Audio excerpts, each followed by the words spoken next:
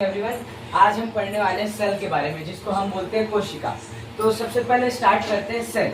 Cell एक ऐसा unit है हमारे लाइफ का जिससे हम बने हुए हैं, और सेल का टेक्निकल नेम होता है साइटो। और उसके डीप स्टडी, जैसे हर चीज़ों के ऊपर डीप स्टडी होता है। अगर हम स्पेस के बारे में पढ़ते हैं तो उसको एस्ट्रोनॉमी बोलते हैं। वैसे ही अगर हम लोग सेल के बारे में बहुत डीप पढ़े ना, तो उसको बोलते हैं साइटोलॉजी। सेल क्या होता है? Cell is the smallest unit of life which is the structural and the fundamental unit of our life. तो स्ट्रक्चर हमको देता है और फंडामेंटल यानी तो सारे काम खुद से कर लेता है। जैसे ह्यूमन क्या है? ह्यूमन एक सेल से बना है। ह्यूमन एक सेल से बना है जिसको बोलते हैं जाइगोट। जाइगोट यानी जब मेल का गैमेट और फीमेल का गैमेट आता है, दोनों तो एक सेल है ना, तो उससे जाइगोट बनता है और फिर वो क्या बनाता है? ह्यूमन। तो इसके लिए यहाँ पर हम पढ़ते हैं कि कैसे एक सेल से क्या क्या हमारे बन सकता है।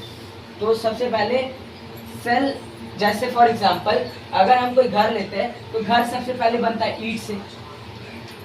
सबसे पहले हम लेके आते हैं ब्रिक्स। उसके बाद बनता है एक एक ब्रिक को लगाएंगे तो क्या बनता है? वॉल्स बनते हैं। वॉल्स बन जाते हैं तो चारों साइड जब वॉल रख देते हैं तो क्या बनता है? एक रूम बन जाता है। और रूम बनने के बाद चारों साइड रूम बहुत सारे कर देते हैं तो वो बन जाता है होम, घर बन जाता है। वैसे ही सेल जैसे ही घर जैसे ही सेल भी बनते हैं। सेल से पहले टिश्यू बनते हैं, टिश्यू से फिर ऑर्गन बनते हैं, ऑर्गन से फिर ऑर्गन सिस्टम बनता है,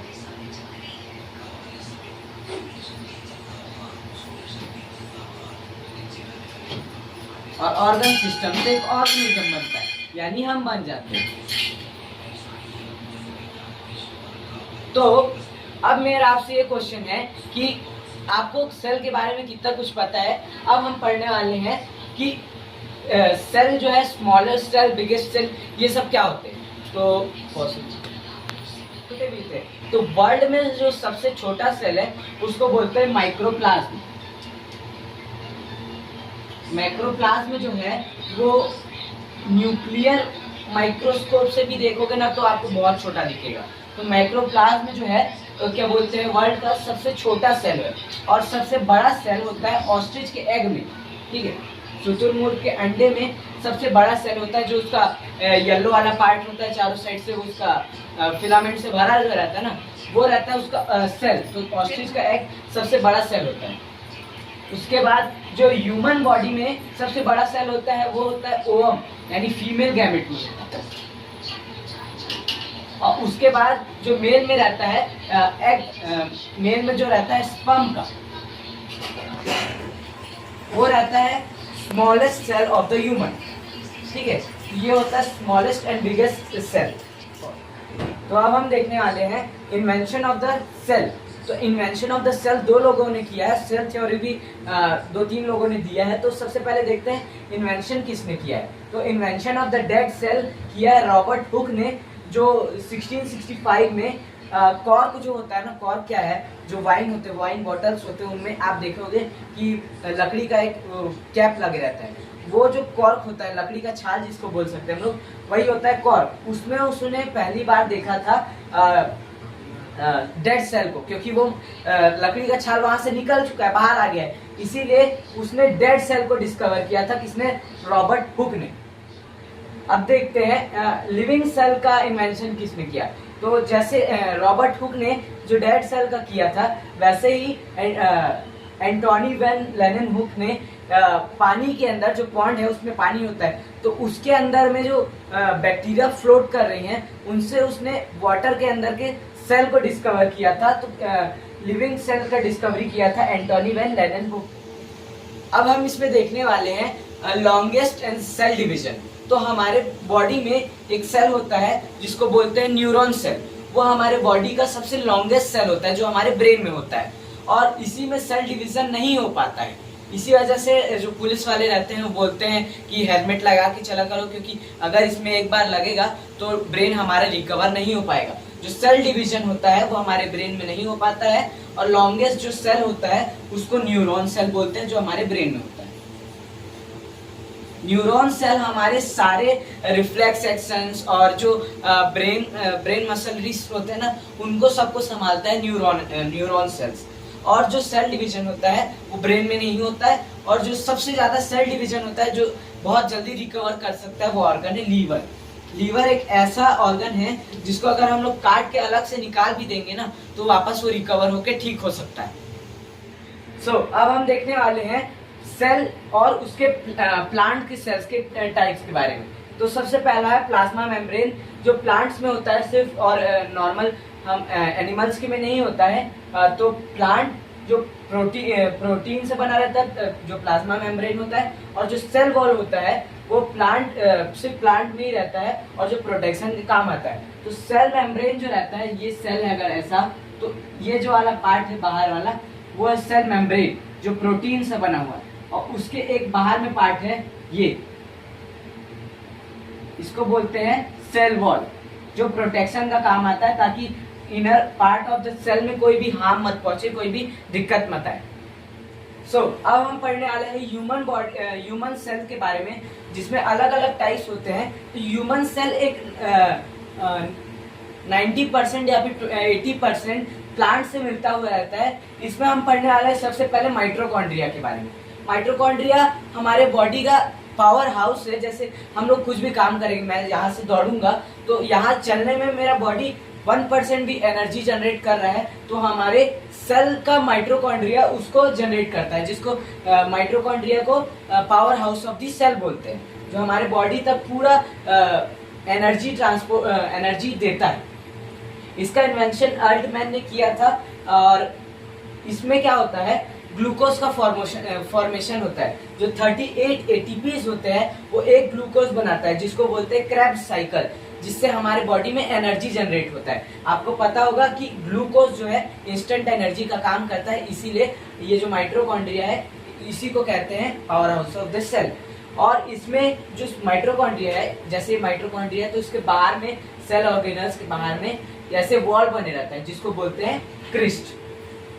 ठीक है, तो अब हम लोग पढ़ने वाले हैं माइटोकॉन्ड्रिया हो गया, उसके बाद हम पढ़ेंगे गोल्जी बॉडी। गोल्जी बॉडी भी एक सेल ऑर्गेनल है और माइटोकॉन्ड्रिया के जैसे ये काम करता है, ट्रेवल द एनर्जी, यानी जो माइटोकॉन्ड्रिया जो एनर्जी बना रहा है ना, वो ये क्या कर रहा है, उसको हमारे बॉडी के रिक्वायर्ड एरिया में भेज रहा है। जैसे मैं अभी चल नहीं रहा हूँ, मैं सिर्फ बोल रहा हूँ, तो मेरे बोलने वाले जगह में एनर्जी का ट्रांसफर करवा रहा है। जैसे मैं अभी दौड़ता तो मेरे बाकी सब एनर्जी कहाँ पर जाना, पैर में जाता ना दौड़ने के लिए, वैसे ही मैं अभी सिर्फ बोल रहा हूँ तो मेरे बोलने में एनर्जी जा रहा है, तो अभी बाकी बॉडी रेस्ट में, सिर्फ मेरा मुंह मोशन में। तो इसलिए हमारा जो गोल्जी बॉडी है वो हमारे जीभ तक लाएगा सारे एनर्जी को खींचकर। तो गोल्जी बॉडी क्या कर रहा है, ट्रेवल द एनर्जी।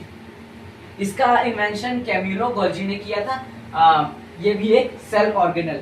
तो अब हम देखने वाले हैं वैक्यूल्स के बारे में। वैक्यूल्स भी एक सेल ऑर्गेनल है, माइटोकॉन्ड्रिया, गोल्जी बॉडी और वैक्यूल्स। तो अब वैक्यूल क्या है, water storage of our body. जितना भी हम लोग पानी पीते हैं डेली लाइफ में, तो वो सब पानी जो जाता है हमारे वैक्यूल्स में, सेल के वैक्यूल्स में। तो जो 65% ऑफ द वाटर है हमारे वैक्यूल्स में रहता है। जो बाकी सब पानी रहता है वो हमारे ब्लड स्ट्रीम में जाता है और कहीं कहीं जहाँ पर रिक्वायरमेंट्स रहते हैं। तो 65% ऑफ द वाटर वैक्यूल्स में स्टोर होते हैं। जो वैक्यूल्स होते हैं ये ह्यूमन का सेल है और ये प्लांट का सेल है। तो माइटोकॉन्ड्रिया रहता है, गोल्जी बॉडी रहता है और वैक्यूल रहता है। एनिमल के सेल में वैक्यूल छोटा रहता है और प्लांट के सेल में वैक्यूल बड़ा रहता है, क्योंकि प्लांट को वैक्यूल यानी पानी ज़्यादा चाहिए रहता है और एनिमल को कम चाहिए रहता है। इस कंपेयर टू दैट्स वाई इसमें क्या बोलते हैं, वैक्यूल बड़ा रहता है। अब हम देखने वाले हैं साइटोसोम के बारे में।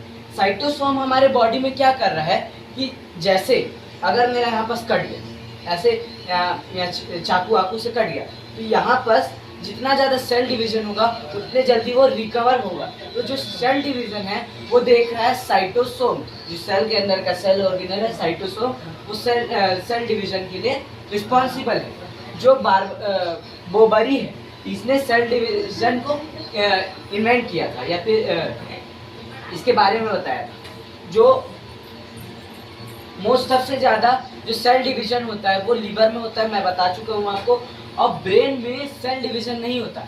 तो आपके मन में एक फिर क्वेश्चन होता होगा कि ब्रेन में जब सेल डिवीजन हो नहीं रहा है तो ब्रेन कैंसर कैसे होगा भैया? क्योंकि ब्रेन में जब तक सेल डिवीजन होगा नहीं, क्योंकि आपको पता होगा कि कैंसर कैसे होता है, जब एक पॉइंट पे सबसे ज़्यादा एक्सेसिव अमाउंट पे सेल डिवीजन होता है तो क्या बोलते हैं वहाँ पर क्या हो जाता है, कैंसर। तो ब्रेन में कैंसर कैसे हो जाता है?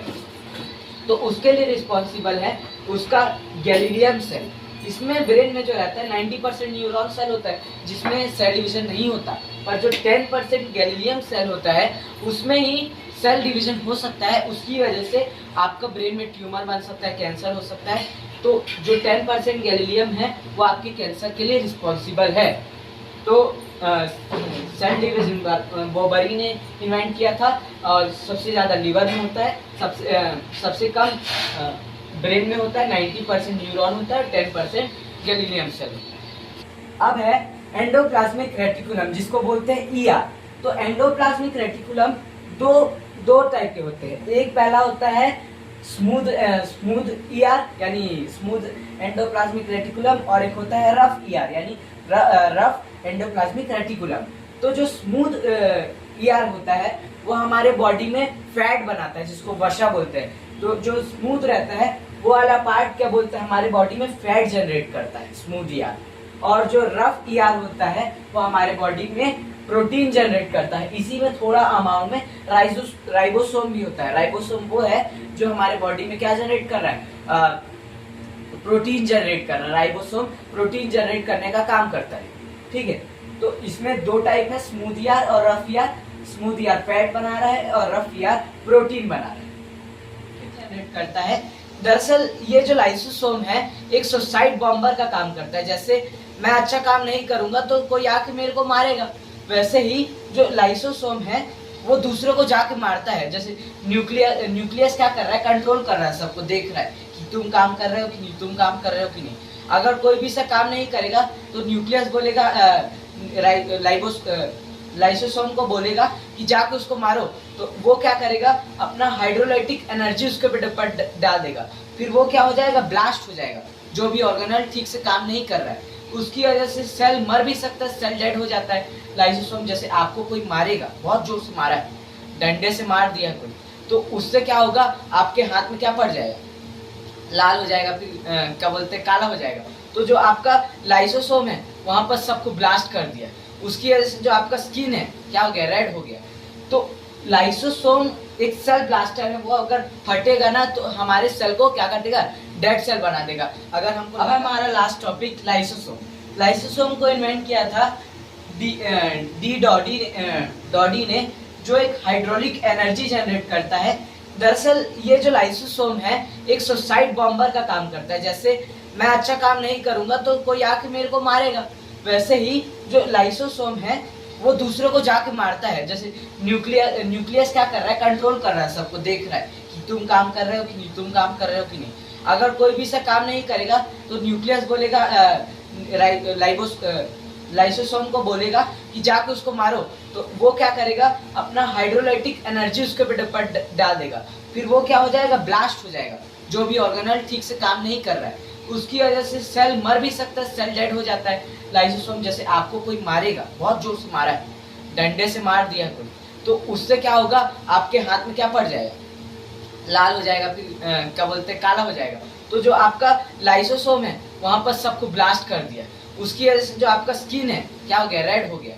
तो लाइसोसोम एक सेल ब्लास्टर है, वो अगर फटेगा ना तो हमारे सेल को क्या कर देगा, डेड सेल बना देगा। अगर हमको लगा है तो लाल हो जाएगा, उसको कैसे ठीक कर सकते हैं, उसमें बर्फ डालते हैं तो नॉर्मल हो जाता है। तो लाइसोसोम क्या है, एक सेल ब्लास्टर है जो आरबीसी में नहीं होता है, रेड ब्लड सेल में लाइसोसोम नहीं मिलता है, ठीक है। Thank you for watching this video.